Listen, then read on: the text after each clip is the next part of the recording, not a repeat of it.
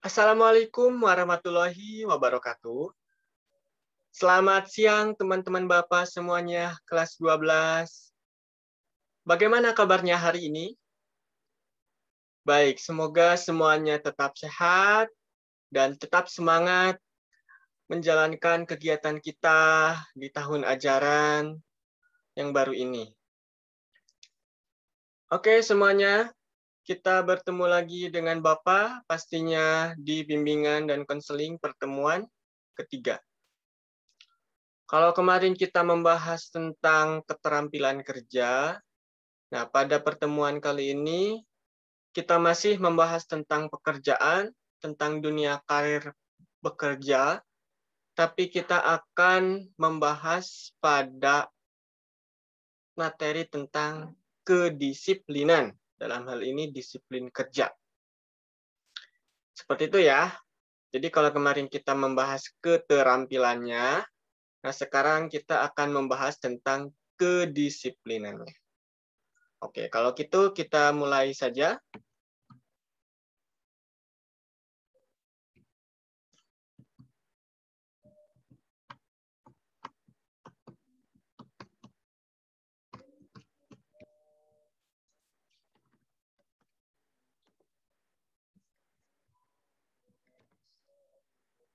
Iya, teman-teman, seperti biasanya, setelah mengikuti kegiatan, nah, apa sih yang akan teman-teman kuasai? Pertama, teman-teman mampu mengidentifikasi atau mengenal apa sih itu definisi disiplin kerja.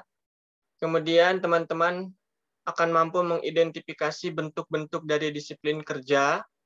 Dan ini yang paling penting, teman-teman mampu menganalisis apa saja sih faktor-faktor pendukung dan penghambat dari kedisiplinan dalam bekerja. Seperti itu. Oke, kita mulai saja. Pertama tentang disiplin kerja. Seperti biasa, Bapak ingin bertanya dulu, apa sih yang ada di benak teman-teman kalau kita berbicara tentang kedisiplinan? Ya, benar. Disiplin. Disiplin selalu dikaitkan dengan kata taat, patuh, tertib, kemudian ada kesadaran untuk menjalankan tata tertib, ada kesukarelaan, ada keikhlasan gitu kan, kesediaan untuk menjalankan tata tertib. Nah, dalam hal ini juga sama. Kita akan bahas dulu menurut para ahli. Nah, teman-teman di sini dapat melihat menurut Gorda. Nah, menurut Gorda, beliau menjelaskan bahwa disiplin kerja adalah sikap dan perilaku. Ya, jadi disiplin itu bentuknya sikap dan perilaku. Kalau perilaku itu kan ada tindakannya ya, ada actionnya. Nah, actionnya seperti apa? Nah, diwujudkan dalam bentuk kesediaan. Jadi dimulai dulu dalam kesediaan. Kesediaan dalam hal ini kesediaan seorang karyawan atau pegawai dengan penuh kesadaran ya. Jadi harus dalam keadaan sadar, tidak dipengaruhi oleh hal-hal yang lain yang mengganggu kesadaran. Dan ketulus ikhlasan, nah, atau di sini juga ada dalam bentuk paksaan untuk patuh dan melaksanakan tugas dan tanggung jawab. Nah, untuk apa? Sebagai upaya untuk membersumbangkan atau istilah kitanya memberikan semaksimal mungkin pencapaian tujuan perusahaan. Jadi seperti itu ya menurut Gorda. Dari tokoh ini kita bisa simpulkan bahwa disiplin itu bentuknya sikap dan perilaku gitu kan, adanya kesediaan atau juga paksaan gitu kan untuk patuh dan melaksanakan tugas dan tanggung jawab. Untuk apa? Untuk memberikan semaksimal mungkin pencapaian dari target atau tujuan yang diinginkan perusahaan atau tempat kita bekerja seperti itu. Oke. Berikutnya teman-teman di sini dapat melihat ya, ada menurut Siagian, beliau menjelaskan bahwa disiplin kerja adalah tindakan manajemen untuk mendorong para anggota untuk patuh, untuk memenuhi tuntutan dari berbagai ketentuan yang harus ditaati. Kalau ini lebih spesifik ya. Jadi kedisiplinan itu awalnya dibuat oleh manajemen tempat kita bekerja atau perusahaan kita nantinya.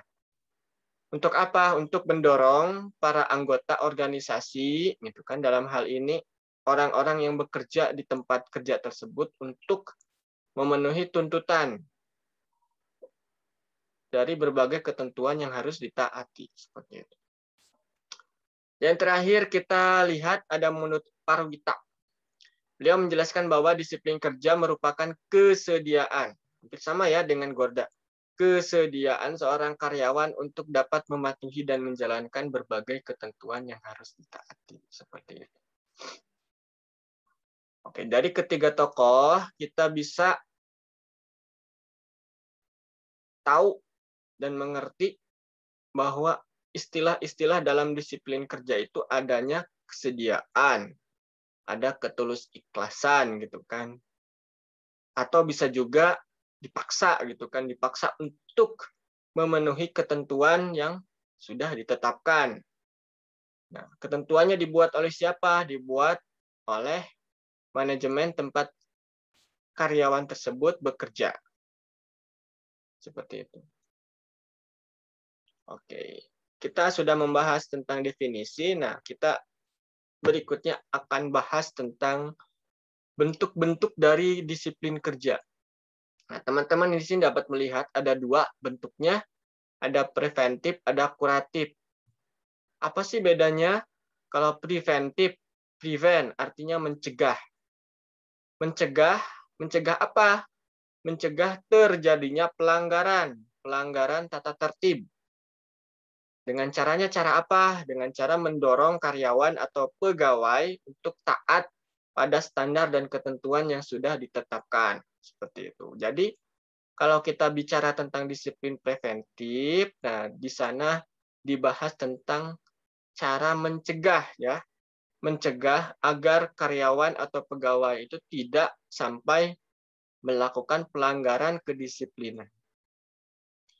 Nah, berbeda dengan disiplin kuratif. Nah, kalau kuratif ini pelanggarannya sudah terjadi. Nah, kalau misalnya sudah terjadi dan sudah terbukti atau dinyatakan memang melanggar tata tertib yang berlaku, nah maka pihak perusahaan dapat menegakkan kedisiplinan dengan cara apa? Dengan cara memberikan sanksi atau teguran ya. Dan bentuk-bentuk lainnya yang dapat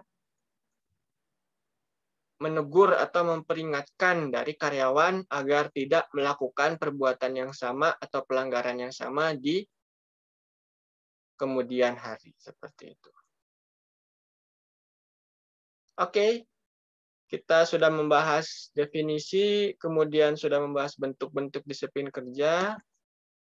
Nah, berikutnya kita akan bahas tentang upaya-upaya untuk membina kedisiplinan dalam bekerja. Kenapa sih disiplin itu penting untuk dibina atau dirawat gitu kan? Nah, oke, sekarang kita akan bahas dulu pentingnya disiplin itu untuk apa sih, bukan? Fungsi atau tujuan kenapa kita harus disiplin itu untuk apa? Nah, pada dasarnya kita diharuskan untuk disiplin supaya tertib melaksanakan setiap ketentuan yang akhirnya dapat mencapai target atau tujuan yang sudah disepakati bersama. Ya. Oke, sekarang contohnya kalau kita mendapat pekerjaan merangkai jaringan gitu kan, jaringan-jaringan yang ada dalam komputer. Kalau kita tidak disiplin mengerjakannya sesuai tahapan prosedur atau tahapan pelaksanaannya, maka hasil atau target yang kita harapkan ya tidak akan terjadi. Seperti itu ya. Atau contohnya kita diberi tugas untuk merakit dan menyusun komponen-komponen dari mesin kelistrikan gitu kan, kelistrikan pembangkit. Kalau kita tidak mengerti dan kita seenaknya saja merangkai komponen-komponen tersebut, ya maka hasil yang diharapkan untuk menghasilkan komponen mesin listrik pembangkit yang utuh itu tidak akan terjadi karena kita tidak disiplin dalam mengerjakannya. Seperti itu ya. Pun sama yang terjadi dalam dunia kerja. Kalau misalnya kita sudah diberikan deskripsi pekerjaannya, gitu kan, tahapan-tahapan pelaksanaannya, namun kita seenaknya saja melaksanakan sesuka hati kita, gitu ya. Kita tidak melakukan tidak mengerjakan pekerjaan tersebut sesuai dengan prosedur pengerjaannya, ya maka hasil kerja yang kita harapkan itu tidak akan jadi, artinya tidak akan terjadi ya. Nah, di sini pentingnya dari disiplin kerja. Jadi disiplin kerja itu meregulasi atau memanajemen atau mengatur kita gitu kan, mengatur para pegawai, para karyawan agar dapat menjalankan prosedur-prosedur pekerjaan sesuai tahapan pekerjaannya, mampu melaksanakan tugas dan tanggung jawab yang sudah diatur gitu kan, agar nantinya karyawan atau pekerja tersebut dapat mencapai target atau tujuan yang diinginkan dari perusahaan. Seperti itu. Nah, di sini teman-teman dapat melihat ada 3 cara untuk merawat atau membina yang namanya kedisiplinan dalam bekerja. Nah, kita bahas dulu pertama, ciptakan peraturan ya. Jadi kalau misalnya sebuah perusahaan ingin agar pegawai atau karyawannya disiplin, ya perusahaan tersebut harus membuat peraturan dan tata tertib. Idealnya peraturannya bisa bentuknya tertulis ya, tertulis gitu kan, terus tegas. Ada lagi peraturan yang tidak tertulis, contohnya etika gitu kan, etika kita berinteraksi dengan pegawai yang lainnya atau tata tertib yang tidak tertulis lainnya. Itu harus dimengerti. Kemudian menciptakan dan memberikan sanksi. Kenapa harus ada sanksi? Nah, jadi teman-teman nanti kalau satu saat gitu kan bekerja di sebuah perusahaan, terus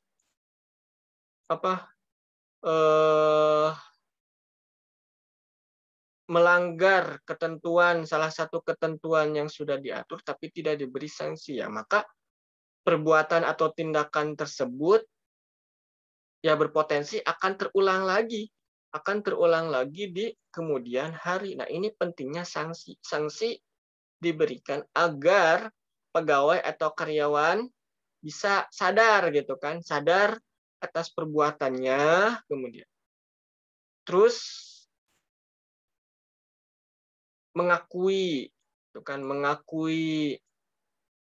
perbuatannya atau tindakan ketidakdisiplinannya, dan sanksi ini memperingatkan pekerja atau pegawai agar tidak melakukan perbuatan yang sama yang dapat merugikan dua pihak gitu kan, pihak pekerjanya, pihak pegawainya, dan pihak perusahaan di kemudian hari, seperti itu.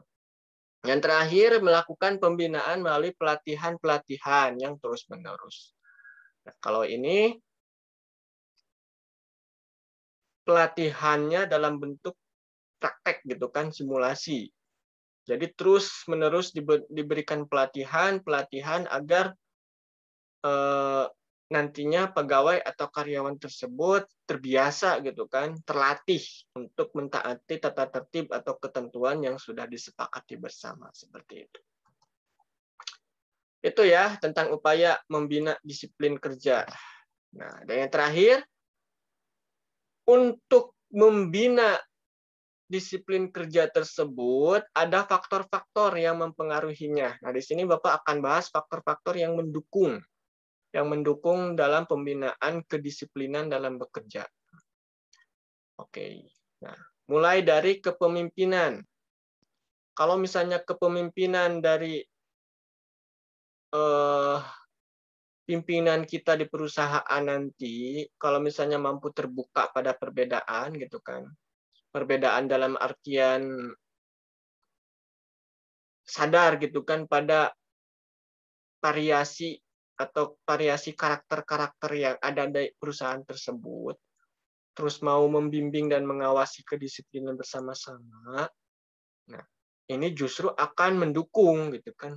Akan mempermudah terlaksananya kedisiplinan kerja di perusahaan tersebut. Sebaliknya, bila kepemimpinannya satu arah gitu kan, otoritarian,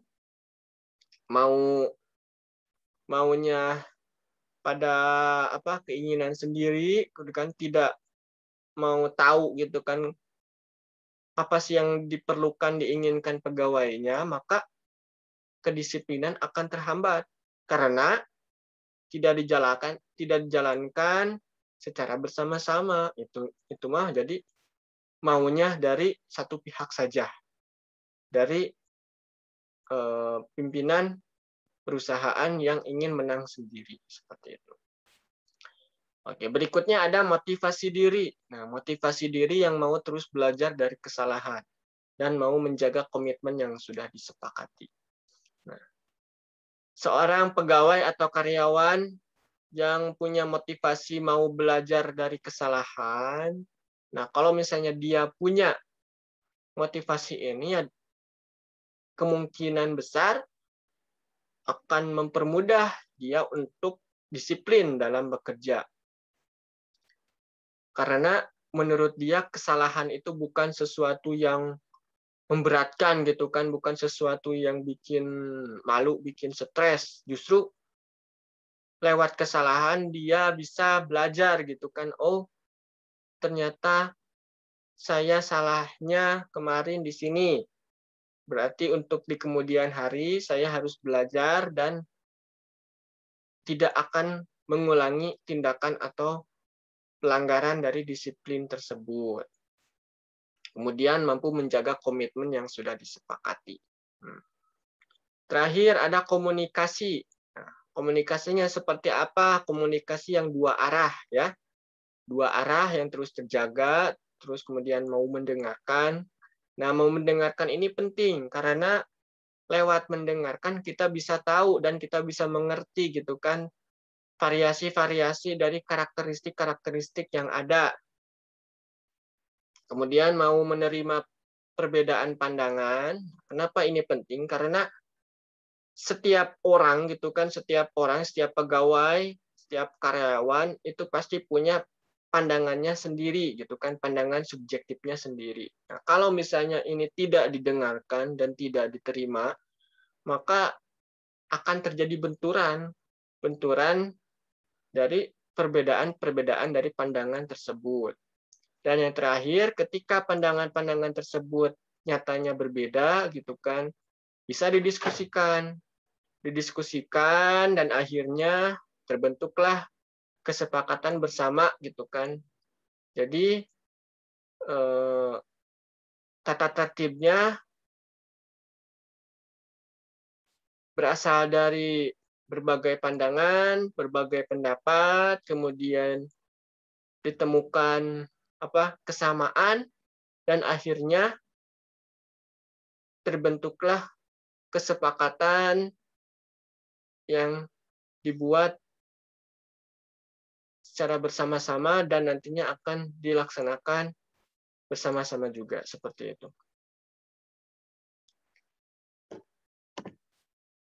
Nah, teman-teman, ini ada contoh perjanjian kerja. Nah, teman-teman bisa lihat dalam perjanjian kerja tersebut. Nah, kita dapat lihat apa sih ketentuan-ketentuan atau ketentuan yang mengatur gitu kan, mengatur pihak pimpinan perusahaan dan pihak pegawai.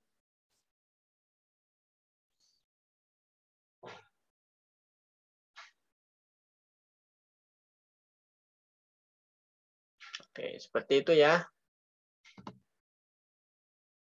Dan kita di sini akan simpulkan materi yang sudah kita bahas. Nah, tadi kita sudah mengerti bahwa disiplin kerja merupakan kesediaan ya, kesediaan dan tindakan dari seorang karyawan atau pegawai untuk melaksanakan standar dan ketentuan yang berlaku di tempat dia bekerja. Kemudian upaya untuk membina disiplin kerja itu harus dimulai dari motivasi diri kita sendiri dulu, ya. Kalau motivasinya sudah terbentuk gitu kan, mau belajar dari kesalahan, kemudian mau menjaga komitmen yang sudah disepakati. Nah, terus bergerak lagi dari cara memimpin. Memimpin siapa? Memimpin diri sendiri dan memimpin orang lain. Dalam hal ini tadi sudah kita bahas ya, kepemimpinan yang terbuka pada perbedaan pendapat atau perbedaan pandangan, kemudian mau menerima perbedaan yang ada. Dan yang terakhir, komunikasi yang terbuka pada perbedaan, mau mendengarkan dan mau diajak berdiskusi. Untuk apa? Untuk mencapai kesepakatan bersama. Ya, di sini ada referensi. Bila teman-teman ingin membaca lagi, silakan akses di referensi berikut. Bapak ambil dari Google Scholar. Dan kita ada di ujung acara, di ujung kegiatan. Semoga materi yang Bapak sampaikan bermanfaat bagi teman-teman gitu kan, untuk menyiapkan karir teman-teman nanti di dunia kerja yang akan datang. Bapak akhiri saja pertemuan ketiga kali ini. Terima kasih atas perhatian dan kerjasama dari teman-teman. Dan yang paling penting, tetap jaga protokol kesehatan, mencuci tangan, menjauhi kerumunan, dan yang terakhir tetap pakai masker ya, demi kesehatan kita bersama.